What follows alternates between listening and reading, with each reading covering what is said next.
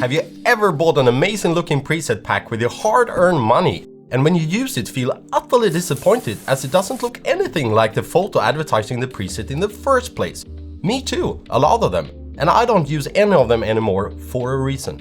What if I told you that I believe that there is a better way to approach Lightroom presets with the benefits of presets combined with the freedom of manual edits without losing speed?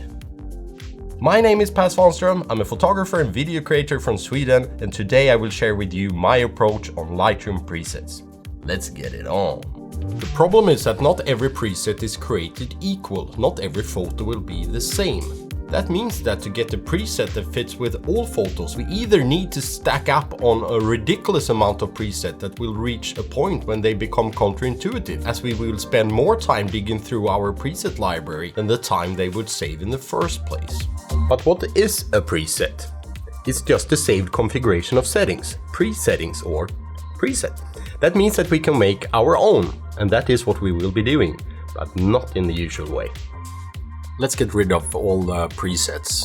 I have different type of groups of sub-presets. I call mine mood, which will control the overall look of my image. The mood preset controls the hue, saturation, and luminance, the HSL sliders.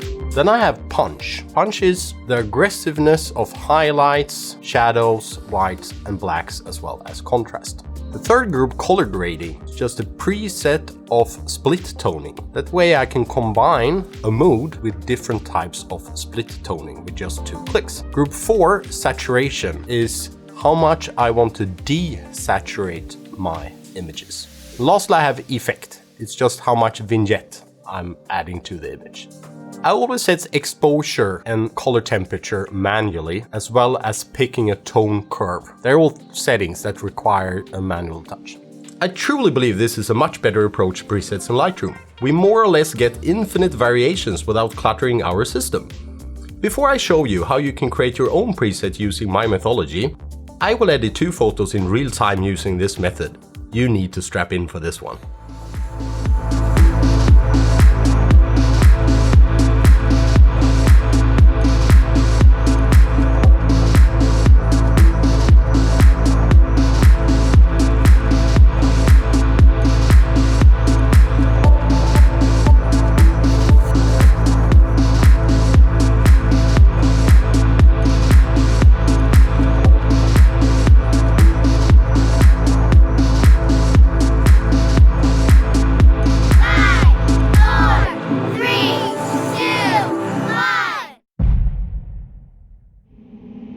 A little glimpse of a better tomorrow, and pretty fast, right? I hope you feel that this method is more flexible than regular presets. So let's recreate this together from scratch. The magic will start in your upper left corner. Go to presets and click create new preset. We're gonna name this preset, and then you click on group, create a new group, and name your group. I'm gonna check HSL, because that's gonna be the mood. Now when we have created the preset, you can see that nothing is happening. The reason is fairly obvious. We saved the preset, but we didn't make any changes to HSL before we saved it. We saved 0 values. The reason I wanted to show you can do it that way is depending on how structured you want to do, you might want to create all your groups first, then go over and fill them with your settings. I prefer to do the settings first and then save the preset. But now you know you can do it 2 different ways. I will create a green and aqua preset for mood. So I'm going to change hue for green and aqua and blue. Then on saturation, I'm going to take down everything to about -80. It is usually not a good idea to go all the way to -100. We're going to keep a little bit of saturation in most of the colors. And I'm going to leave orange and green on 0. The reason why we are leaving orange is that we have people in the shot. So you need the orange for skin tones. Then I'm going to right click on our previously selected group. Ensure that HSL is checked under settings and press update. Now I'm going to do a preset the right way. So first we're going to do our settings for punch. So I'm going to change my whites, my blacks, my shadows, my highlights, and the contrast. Then I will create a preset. Just be careful to uncheck previously selected settings when creating a new group. Otherwise you will keep stacking settings when creating a new group, and we don't want that.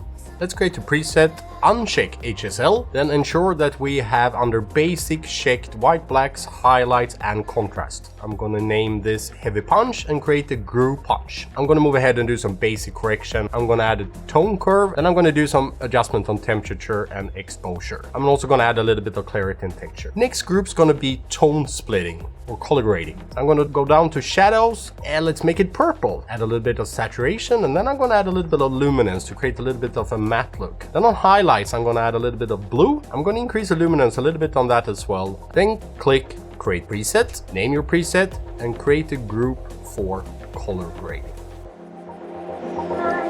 Pink and blue, not teal and blue, sorry.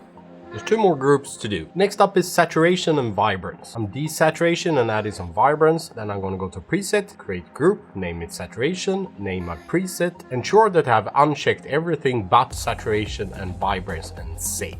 Last group's going to be effect, and that's vignette. I'm going to add a vignette, make sure that it looks like I want, then go create a preset, create a group, name it effect, name the preset, ensure that only the vignette settings is clicked, and press save. Now when we added all our preset groups, I'm going to do some final adjustments on temperature and exposure, and I'm going to finish off this image by adding a radial filter.